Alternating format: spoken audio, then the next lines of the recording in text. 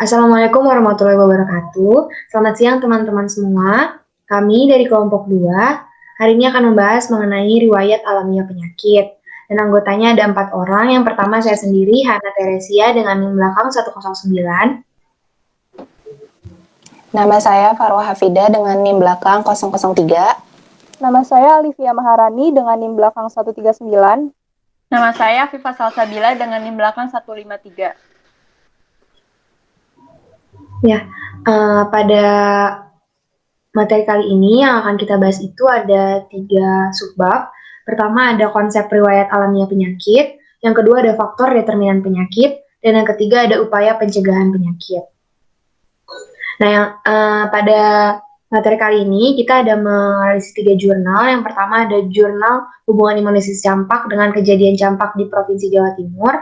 Lalu ada jurnal hubungan antara usia, status gizi, dan status imunisasi dengan kejadian campak balita. Dan yang terakhir ada faktor resiko yang mempengaruhi kejadian campak di wilayah kerja Puskesmas Kuta Makmur Kabupaten Aceh Utara. Langsung ke subbab yang pertama itu riwayat alamiah penyakit itu terbagi menjadi 2, tahap prepatogenesis dan patogenesis. Tahap prepatogenesis merupakan tahap di mana seseorang masih berada dalam keadaan normal atau sehat, tapi mereka memiliki kemungkinan terkena serangan agen penyakit.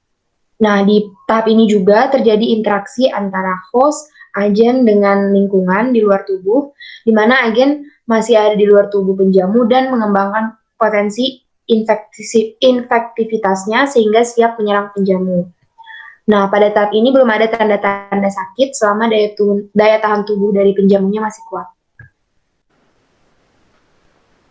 Nah, di sini kita ada analisis jurnal mengenai hubungan antara usia, status gizi, dan status imunisasi dengan kejadian campak balita. Pada jurnal ini disebutkan bahwa sebenarnya hasil penelitian itu setiap orang itu di segala usia itu berpotensi menderita penyakit campak. Tapi dari penelitian ini, kelompok usia balita yaitu umur 1-5 tahun lebih rentan untuk terkena campak.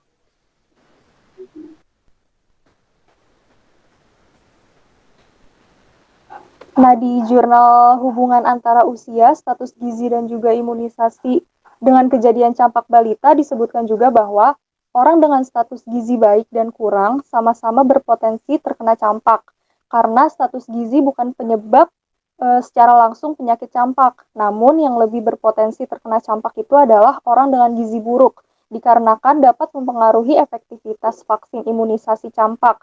Hal tersebut juga memiliki hubungan bermakna secara statistik. Disebutkan juga bahwa terhadap status imunisasi, orang yang belum diimunisasi campak lebih beresiko terkena penyakit tersebut. Hal ini sesuai dengan pernyataan bahwa proteksi dari imunisasi campak sangat tinggi. Selanjutnya itu kita masuk ke tahap patogenesis. Disebutkan dari jurnal ini bahwa masa inkubasi penyakit campak itu antara 7-18 hari. Gejala klinis terjadi setelah masa inkubasi terdiri dari 3 stadium. Yang pertama stadium prodromal, yaitu berlangsung kira-kira selama 3 hari. Ditandai dengan suhu tubuh kira-kira lebih dari 38 derajat Celcius. Selain itu juga timbul gejala berupa batuk, pilek, dan mata merah. Lalu juga ada gejala yang spesifik, yaitu adanya bercak putih keabu-abuan dengan dasar merah di pipi bagian dalam. Yang kedua itu ada stadium erupsi dengan gejala batuk pilek bertambah berat. Suhu tubuh juga meningkat, ditimbulkan bercak merah di seluruh tubuh. Bercak tersebut bertahan selama 4-8 hari dan berangsur menjadi kehitaman. Ruam ini dapat timbul selama 6-7 hari. Demam ini umumnya memuncak sampai 40 derajat Celcius pada hari ke-2-3 setelah munculnya ruam. Yang terakhir ada stadium konvalenses. Terjadi apabila tanda-tanda dari stadium sebelumnya mereda dan hilang tanpa bekas atau menimbulkan bekas coklat kehitaman selama 7-10 hari. Selanjutnya ada faktor determinan penyakit campak.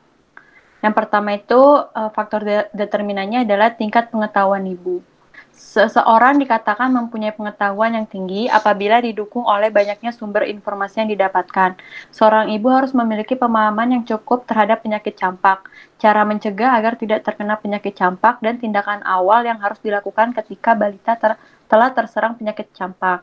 Nah, dari jurnal ini kita dapat mengetahui bahwa adanya pengaruh antara pengetahuan dengan kejadian penyakit campak. Yang kedua ada status imunisasi. Pada hasil ini, hasil nilai OR menyatakan bahwa ibu yang tidak memberi balitanya imunisasi dengan tepat akan beresiko 4,2 kali lebih besar terserang penyakit campak. Bahwasannya, imunisasi dapat memiliki dimensi tanggung jawab ganda, yaitu selain untuk memberikan perlindungan kepada anak agar tidak terkena penyakit menular, namun juga memberikan kontribusi yang tinggi dalam memberikan sumbangan bagi kekebalan kelompok atau herd immunity. Yang ketiga ada umur. Pada penelitian ini secara bivariat umur anak tidak memiliki hubungan yang bermakna dengan kejadian campak. Akan tetapi dalam penelitian faktor resiko yang mempengaruhi campak di wilayah kerja Puskesmas Kuta Makmur Kabupaten secara bivariat, bahwasannya umur anak tidak memiliki hubungan yang bermakna. Akan tetapi hal ini mungkin terjadi pada balita yang belum diimunisasi. Hal tersebut dapat menggeser umur rata-rata kejadian infeksi campak pada kelompok umur yang lebih tua. Yang keempat ada status gizi. Tercukupinya status gizi seseorang sangat menentukan daya tahan tubuh ketika terpajan dengan berbagai virus dan bakteri penyebab penyakit. Pada balita yang tidak mencukupi kebutuhan gizi akan menyebabkan balita lebih rentan terkena penyakit, contohnya seperti campak. Nah, dalam penelitian ini dapat diketahui bahwa kematian yang berhubungan dengan penyakit campak mencapai tingkat yang tinggi, biasanya lebih dari 10% terjadi pada keadaan malnutrisi. Selanjutnya, upaya pencegahan itu ada 3. Yang pertama, pencegahan primer. Pencegahan primer itu adalah pencegahan tingkat awal dengan cara menghindari atau mengatasi faktor-faktor yang beresiko. Nah, di jurnal ini dijelaskan bahwa pencegahan dapat dilakukan dengan vaksin MMR. Begitu juga dengan penyuluhan merupakan upaya pencegahan primer. Ya, selanjutnya ada pengaruh imunisasi campak. Pada jurnal tersebut didapatkan hasil bahwa imunisasi campak berpengaruh signifikan terhadap terjadinya incidence rate penyakit campak. Lalu disimpulkan juga dari penelitian tersebut bahwa anak yang tidak diimunisasi akan beresiko sebesar 16,92 kali untuk terkena campak. Selanjutnya ada pencegahan sekunder. Pencegahan sekunder adalah upaya untuk mencegah atau menghambat timbulnya komplikasi dengan tindakan seperti tes penyaringan yang ditunjukkan untuk pendeteksian dini campak serta penanganan segera dan efektif. Pada jurnal tersebut didapatkan bahwa anak yang menderita campak diberi vitamin A sesuai dengan dosis pada umurnya masing-masing. Lalu pencegahan terakhir yaitu tersier, ialah tingkatan pencegahan dengan cara melakukan tindakan klinis yang bertujuan mencegah kerusakan lebih lanjut akan mengurangi komplikasi setelah penyakit tersebut diketahui.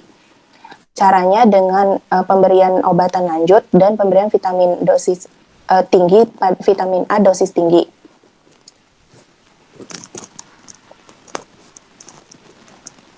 Sekian, dan berikut daftar pustaka dari materi presentasi kami.